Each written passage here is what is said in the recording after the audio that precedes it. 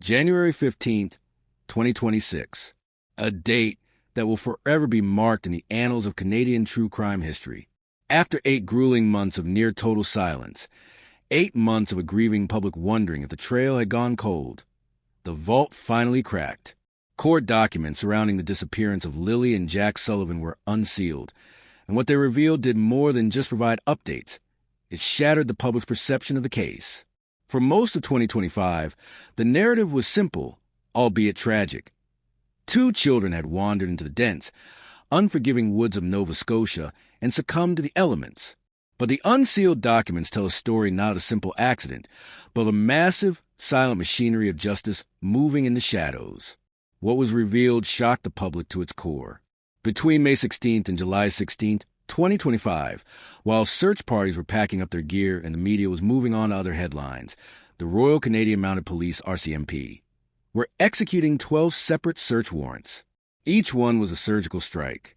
Each one was targeting a specific, granular piece of evidence. Each one was building a mosaic of suspicion that investigators never shared with the families, the neighbors, or the reporters standing on the edge of Gairloch Road. We are talking about cell phone records, bank accounts, highway surveillance, and school bus footage.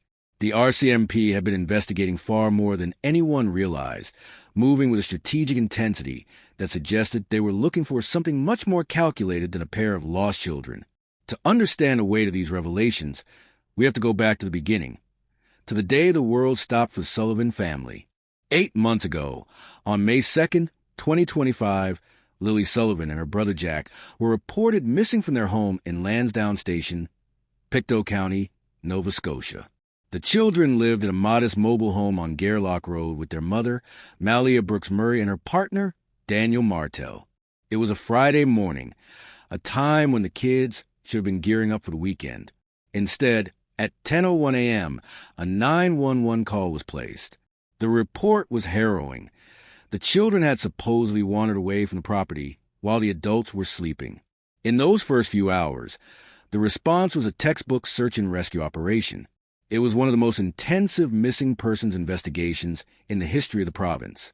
The resources deployed were staggering.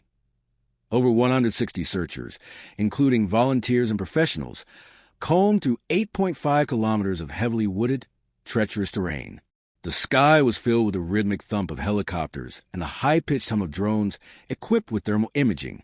On the ground, cadaver dogs sniffed through the underbrush, and teams walked shoulder to shoulder through the thickets.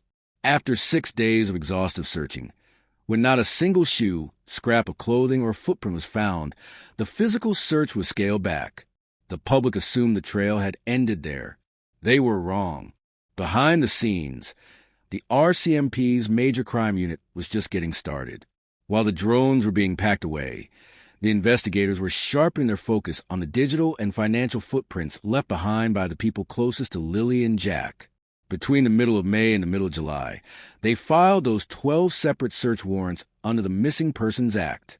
These weren't filed in the heat of a chase, but with the cold precision of a forensic audit. They were filed with the provincial court in Pictou and immediately sealed by a judge at the request of the RCMP. The police argued that the integrity of the investigation depended on total secrecy. For 8 months, the contents remained a mystery, hidden from a very public that was desperate for answers. Then, in January 2026, the wall of secrecy began to crumble. Major media organizations, led by CBC News and the Globe and Mail, filed a legal application to have the documents unsealed.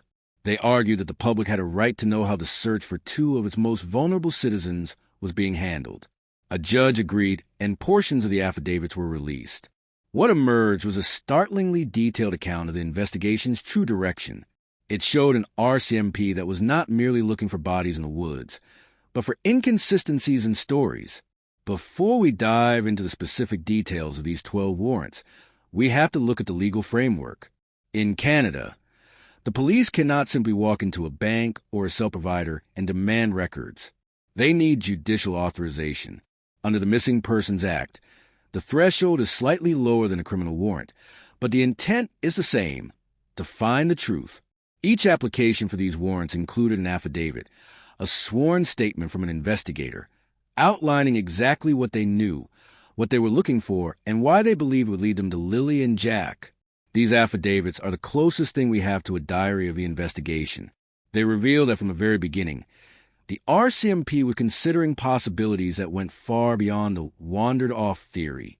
When you look at the timeline of the warrants, the first was filed just 14 days after the disappearance. This means that while the community was still holding candlelight vigils and hoping for a miracle in the woods, the police were already looking at the parents' cell phone records. They were looking at bank transactions. They were looking at who was calling whom in the middle of the night. This wasn't a wait-and-see approach. This was an active pursuit approach. The significance of these documents cannot be overstated. They represent the first time the public can see the investigation through the eyes of the major crime unit. We see the points of friction, the moments where the family's story didn't quite align with the digital reality. We see the geographic scope expanding from a small patch of woods in Pictou County to the highways leading out of the province. Each warrant is a piece of the puzzle that the RCMP has been piecing together for 240 days. And as we break down these 12 warrants, a picture begins to emerge. A picture of an investigation that moved quickly, methodically, and with a level of skepticism that the public never saw coming. As we peel back the layers of these 12 search warrants, a hauntingly specific detail emerges. One that serves as a ground zero for the entire investigation. According to RCMP Corporal Charlene Curl, the warrants were necessary because the last time Lily and Jack's location was independently verified was on May 1st at 2:25 p.m. This verification didn't come from a neighbor's wave or a teacher's attendance sheet.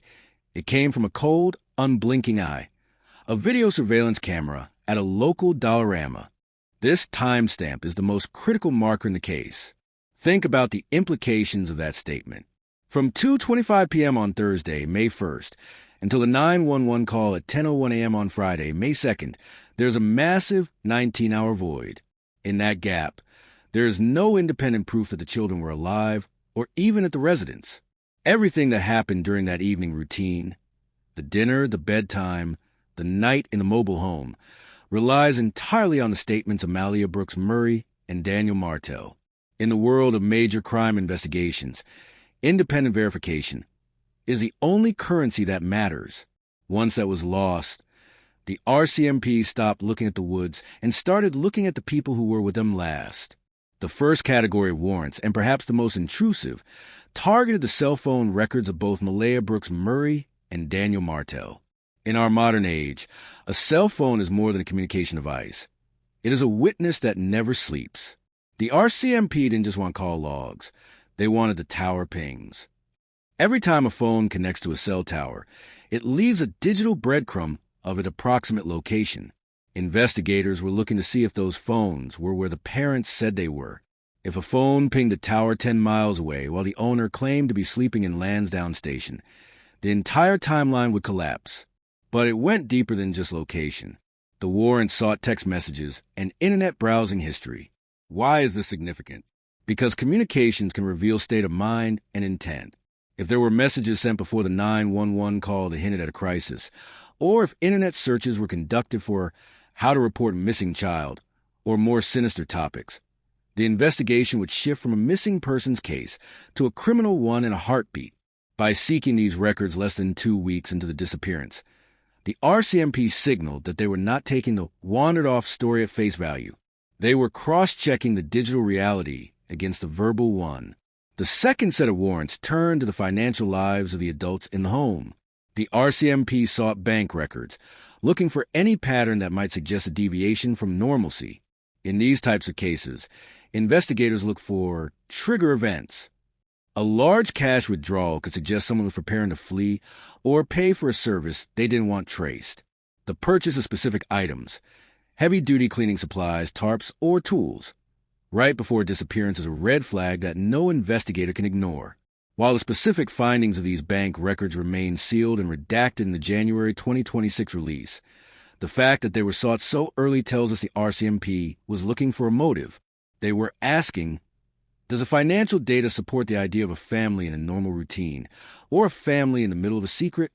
Perhaps the most startling revelation from the unsealed documents was a warrant for highway surveillance footage. The RCMP requested video of drivers leaving Nova Scotia between May 1st and May 3rd. This is an extraordinary step. If you truly believe two children wandered into the woods behind their house, you do not spend weeks analyzing every car that crosses a provincial border. This warrant indicates that within the first month, the RCMP was seriously considering the possibility that Lily and Jack had been removed from the province entirely. The time frame of this request, the 3-day window around a disappearance, is surgical. It covers the day they were last seen at the Dollarama, the day they were reported missing, and the day after. By examining the highways, the RCMP was essentially saying that the woods of Pictou County might be a red herring. They were looking for any vehicle associated with a family or their associates that might have made a long-distance trip during those critical hours. This geographic expansion suggests that the major crime unit was worried about an abduction, either by someone known to the children or by a third party. Then there was the school bus footage. Lily and Jack were marked absent from school on May 1st, the day before they were reported missing. Malia Brooks Murray told investigators that she kept them home because Lily had a cough. The RCMP didn't just take her word for it. They sought the surveillance tapes from the school buses that ran the routes near their home. They wanted to see if the children were visible outside the house, or if anyone else was seen lurking near the property. They were looking for the last confirmed public sighting where independent witnesses and video existed. Try and narrow down the window of when the children were last seen outside the four walls of that mobile home. What we see across all these warrants is a pattern of active verification. The RCMP was gathering information from every possible source: telecommunications companies, banks, provincial transit authorities, and local businesses. This is the hallmark of a methodical major crime investigation. They were building a fortress of data. According to the documents, they weren't just looking for bad things. They were looking for anything that could confirm the parents' timeline. In a case where there is no physical evidence, no blood, and no struggle, the digital and procedural footprints become the only way to find the truth. As we look at these 12 warrants collectively, we see an investigation that was far more sophisticated than the public realized. While the community was looking at the ground, the RCMP was looking at the cloud.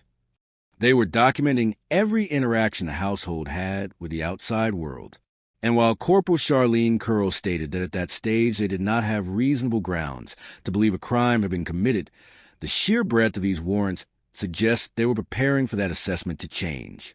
They were walking a fine line, keeping the investigation under the Missing Persons Act to maintain a lower threshold for evidence gathering, while utilizing the tools of a homicide task force. While the unsealing of the court documents in January 2026 provided a massive window into the RCMP's efforts, it also highlighted how much is still being kept in the dark. Large sections of the affidavits, the sworn statements provided by investigators to the judge, remain heavily redacted, covered by the thick black ink of privileged information. These redactions aren't just names or addresses. They represent the heart of what the RCMP actually found. We know what they asked for, but the results of those 12 search warrants are largely still a secret. This creates a haunting tension. The public now knows the RCMP was suspicious enough to look at bank accounts and highway exits, but we don't know if those searches turn up a smoking gun or a dead end. One of the most polarizing aspects of this newly revealed information involves the polygraph examinations. For months, rumors swirled around Lansdowne Station regarding the cooperation of Malia Brooks Murray and Daniel Martel. The unsealed documents finally confirmed the truth. Both adults underwent polygraph tests, often referred to as lie detector tests. According to the records, the results indicated that both were truthful in their responses to 4 specific, undisclosed questions. In a case where the public was quick to point fingers, this piece of evidence served as a significant complication. If the 2 people closest to children are passing lie detector tests administered by professional RCMP examiners, where does that leave the investigation? However, the unsealed documents also contain a warning from Corporal Charlene Curl. She noted that while the initial test showed truthfulness, the specific wording of those 4 questions remained sealed. This is common in high-stakes investigations. If the questions were narrow, for example, did you physically harm the children on the morning of May 2nd? A person might pass even if they had knowledge of what happened the night before. Furthermore, the RCMP stated that future polygraph tests might be conducted, and releasing the questions now would compromise their integrity. This suggests that the investigators aren't entirely satisfied with the initial results, or at the very least, they believe there's more to be asked. The polygraph results create a catch-22 for the major crime unit. On one hand, the lack of deception makes it much harder to establish the reasonable grounds needed to turn this into a criminal homicide investigation. Without a body, a confession, or a failed polygraph, the RCMP is forced to stay within the lane of the Missing Persons Act. On the other hand, the 12 search warrants show they are clearly looking for something that contradicts those test results. It reveals a classic investigative strategy. When you can't get confession through an interview, you look for one in the data. You look for the digital confession, the bank transaction, or the cell tower ping that proves a lie. This brings us to the testimony of criminologist Michael Arfield, whose comments in the unsealed documents added fuel to the public debate. Arfield, who has followed the case closely, expressed surprise that the investigation had not officially turned criminal. In his professional experience, most missing persons cases involving young children are deemed suspicious if they aren't resolved within 48 to 72 hours. To have a case reach the 8-month mark without a single arrest or a formal declaration of foul play is, in his words, novel. He went as far as to suggest that the authorities might be pussyfooting around the reality of the situation. But the RCMP's response to this criticism, found within the unsealed affidavits, is one of extreme caution. They aren't pussyfooting. They are protecting the long-term justice of a case. Staff Sergeant Rob McSinon explained that if this case eventually goes to trial, every single piece of information released to the public today could be used by a defense attorney to argue that the jury pool was tainted. The RCMP is playing a very long game. They would rather face public criticism for silence now than lose conviction in a courtroom 3 years from today because they were too transparent. This is the burden of a major crime unit. They must be the most patient people in the room. The documents also shed light on why the investigation has remained under the Missing Persons Act rather than the Criminal Code. Under the Missing Persons Act, the police have broader powers to access records quickly if they believe it will help locate a person who is at risk. It is a tool designed for speed. However, once an investigation is labeled criminal, the legal hurdles for every subsequent warrant become much higher. By keeping the case in this missing person status, the RCMP has been able to cast a wider net. They are utilizing the lower threshold of the Act to gather a massive repository of evidence that can later be repurposed if a crime is eventually proven. Despite this, the frustration of the community and the extended family is palpable. Belinda Gray, the children's paternal grandmother, has been a vocal advocate for more transparency. The unsealed documents mention her concerns, specifically her call for a public inquiry into the role of Child Protective Services and the history of the household, while the 12 search warrants focus on the how and where, the family is still screaming for the why. They want to know if there were warning signs that were ignored by the system long before May 1st. The RCMP's focus, however, remains laser-targeted on the evidence. They are building a foundation of objective facts, surveillance, pings, and ledgers that can withstand the pressure of a courtroom. They aren't looking for why yet. They are still trying to prove what. To truly grasp the scale of what the RCMP has been doing while the public thought the case was stagnant, you have to look at the sheer numbers revealed in the January 2026 unsealing. This is not just a local police matter. It has become a massive, multi-agency operation that spans the country. According to Staff Sergeant Rob McSinon, as of the 8-month mark, investigators have conducted 86 formal, recorded interviews with individuals connected to family and the Lansdowne Station community. They have received and vetted over 1,030 tips from the public, ranging from supposed sightings in British Columbia to theories about local caves. Perhaps the most mind-boggling statistic is the video evidence. The RCMP has collected and reviewed over 8,100 separate video files. This includes everything from doorbell cameras on Gairloch Road to industrial security footage from New Glasgow and Westville. They have mapped out the movement of every vehicle that passed through the area in a 48-hour window. This is a needle in a haystack phase of the investigation.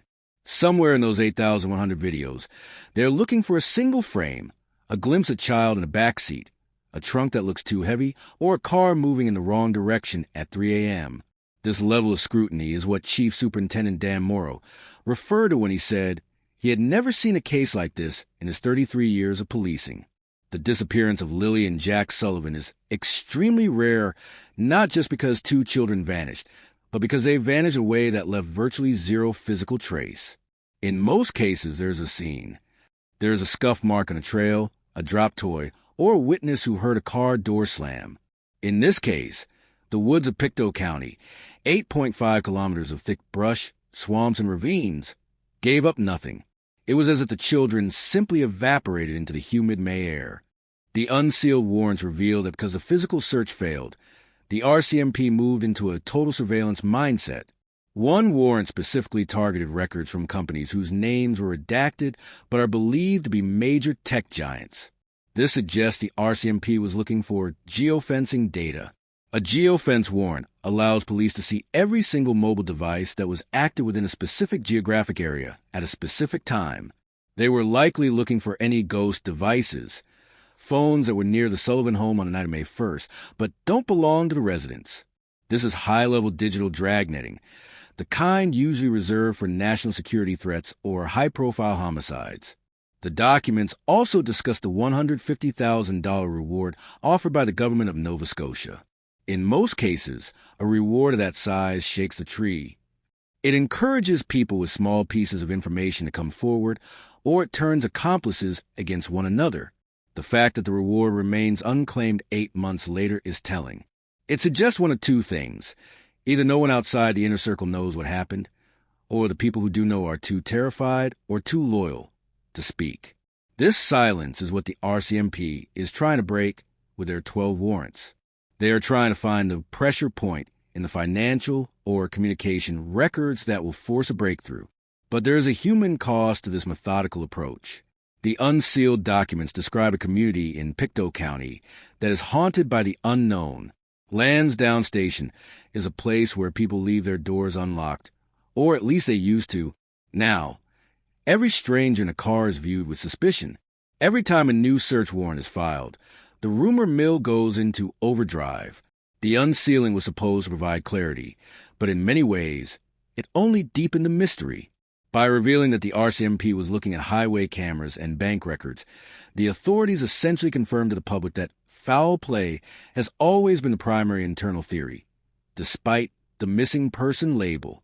The complexity of the case is further compounded by the geography of Nova Scotia itself. The warrant for highway surveillance wasn't just about the border into New Brunswick. It was about the ferries, the shipping ports, and the remote logging roads that crisscross the province. Investigators were forced to consider that if the children were taken, they could be anywhere in the Maritimes or beyond. This is why the cooperation with agencies across Canada has been so vital.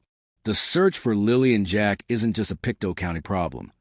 It is a national priority. As we look at the summary of the investigative priorities revealed in the documents, 4 pillars emerge: verification, communication, movement, and finance. The RCMP isn't just looking for Lily and Jack. They are reconstructing the entire reality of the Sullivan-Brooks-Murray household. They're looking for the glitch in the matrix, the one piece of data that doesn't fit the story of 2 children wandering into the woods while their parents slept. In the final analysis of these unsealed documents, one truth remains above all others. The RCMP is not giving up. The sheer volume of work, the thousands of videos, the hundreds of interviews, the dozens of judicial authorizations, paints a picture of a major crime unit that is obsessed with this case. They are moving with a methodical approach that Chief Superintendent Morrow says is necessary for long-term justice. They aren't looking for a quick headline. They are looking for a conviction that sticks. But as the clock ticks past the 8-month mark, the question remains, will this mountain of data ever lead to the one thing that matters? Will it lead to Lily and Jack? To understand why the RCMP has fought so hard to keep the results of these 12 warrants under wraps, one must understand the strategic game of shadows that defines high-stakes investigations. When the court unsealed these documents in early 2026, it wasn't a total surrender of information. It was a compromise. The RCMP allowed the public to see the process, but they fought tooth and nail to keep the findings hidden. This is because In a case without a body or a crime scene, the only thing an investigator has is hold-back information, details that only the perpetrator would know. If the RCMP revealed that a specific bank transaction occurred at a specific time, or that a cell phone pinged in a remote area of New Brunswick, they would lose their most powerful tool during an interrogation. The unsealed documents reveal that the RCMP's major crime unit has been operating with a dual-track strategy. On the surface, they maintain a narrative of a missing persons case to keep the community engaged and the tips flowing. But beneath the surface, as evidenced by the warrants filed between May and July 2025, they were treating the mobile home on Gairloch Road as a potential crime scene of a mind. They were looking for psychological fractures. By seeking the browsing histories and text messages of Malia Brooks Murray and Daniel Martel, they weren't just looking for evidence of a crime. They were looking for evidence of premeditation or after-the-fact panic.